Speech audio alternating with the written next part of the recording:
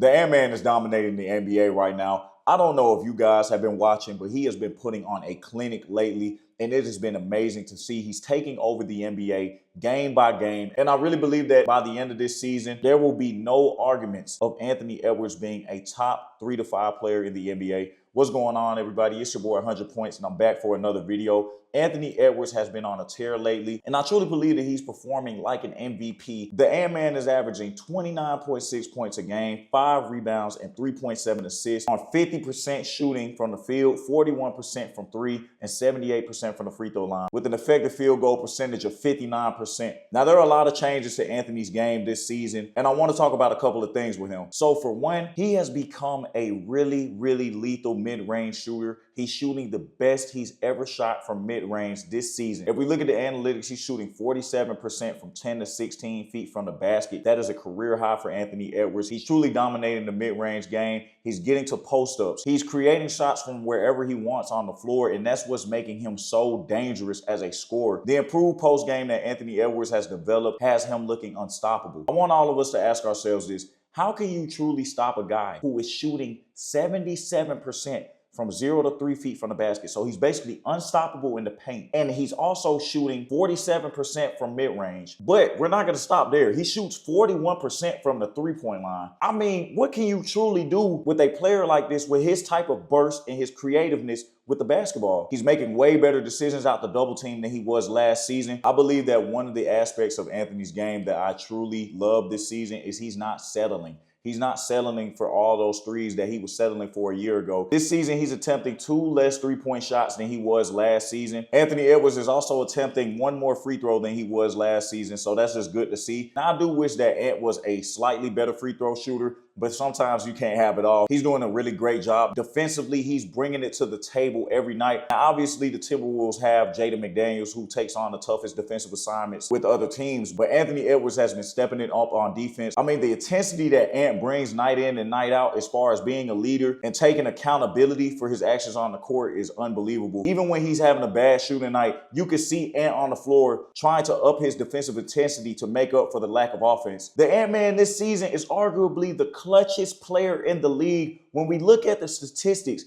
in clutch time, he averages 6 points a game, and he's also shooting 71% from the field in clutch time. When we sit here and compare this to some of the players that lead the league in points average in clutch time, you have SGA, who averages the most points, but SGA shoots 49% from the field in clutch time and 29% from 3. When you look at Anthony Edwards, he averages 6 points a game in clutch time, but he's shooting 71% from the field and 61% from three-point range.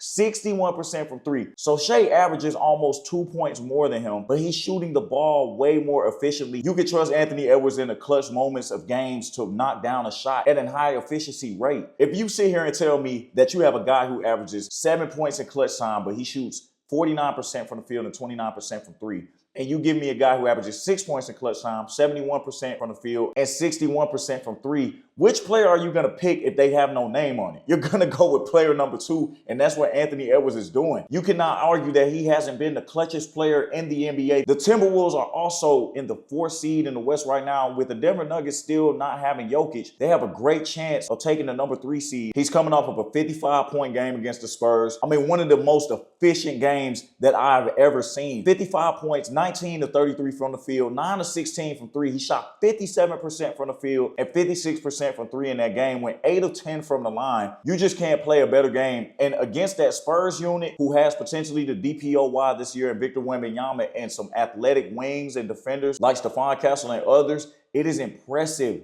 that he put up those type of numbers on that team. I've watched the Spurs play defense. I've seen them go against the best teams in the NBA, some really tough matchups against the Thunder and other teams. And Anthony Edwards dominated in this league today. You cannot deny the best players being the toughest shot makers in the league, and that is what Anthony Edwards has been all this season. Watching this possession, Julian Champagnie draped all over him. He gets the bump. Victor knocks the ball loose. He's complaining to the ref. But just watch this mid-range shot. Look at the footwork, for one. But watch this mid-range shot by Anthony Edwards. That is the definition of a tough shot maker. That is not an easy shot to make. Going up against De'Aaron Fox, taking him to the right, getting that bump, turn around, fade away from the mid-range.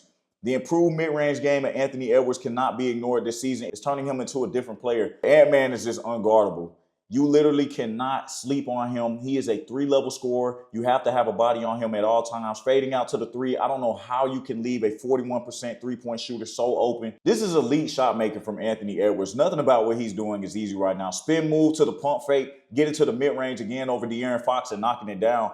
There was nothing Fox could do on Anthony Edwards. Anthony Edwards is on another level this year with shot creation. I mean, look at this move right here. Putting Wembanyama in the spin cycle and getting the shot up over a 7'5" player. He froze Wembanyama with that spin move and it was just over for him. I don't think there's anybody in the league who can just guard Anthony Edwards one-on-one. The ability to shoot the 3 this well, but being such an explosive athlete is a crazy combination. The Ant-Man is just a perfect player when you think about a shooting guard. If you had to build a shooting guard from scratch, this would have to be the player. Look at this pump fake, getting De'Aaron Fox out the way. De'Aaron still gets a good contest, but he's such a great three-point shooter that it doesn't matter. You could tell he's in the zone now, and the Spurs were in trouble. Now, Stephon Castle, a pretty good defender on the perimeter, but Ant blows right past him and gets the layup over Luke Cornett. Now, this is the 77% from 0 to 3 feet that we were talking about earlier. Ant with that athleticism and craftiness is pretty much unstoppable when he gets a paint touch. Anthony Edwards being the clutchest player in the league at the moment. Like we said, 61% from the three-point line in clutch time.